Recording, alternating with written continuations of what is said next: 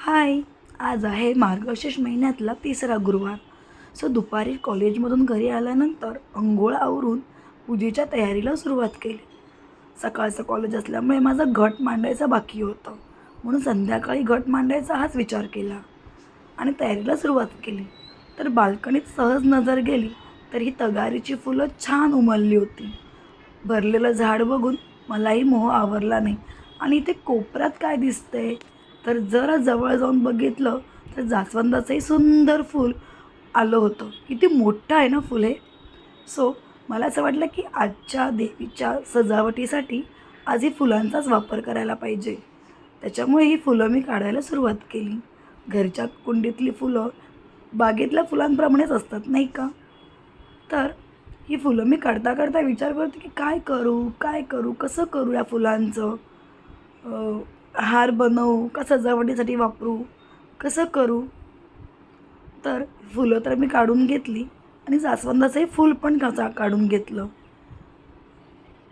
खूप सुंदर प्रकारची ही दोन्ही झाडं आम्ही यावेळेला आमच्या बाल्कनीमध्ये लावली आहेत. पूजेला सुरुवात केली.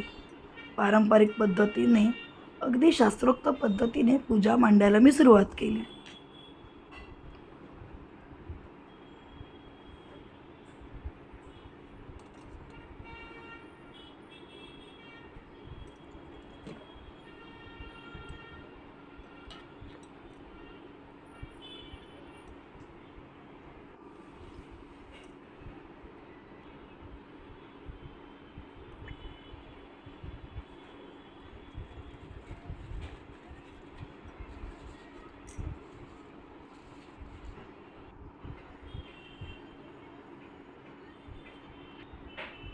आणि हा आहे माझ्या देवीचा फायनल लूक.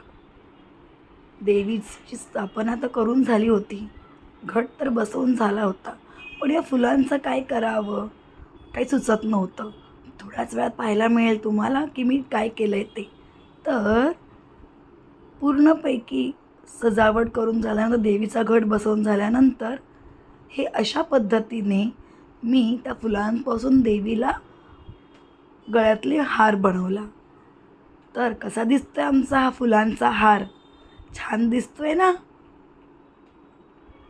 तुम्हाला ही सजावट आणि माझ्या देवीचं रूप कसं वाटलं हे नक्कीच कमेंट करून सांगा.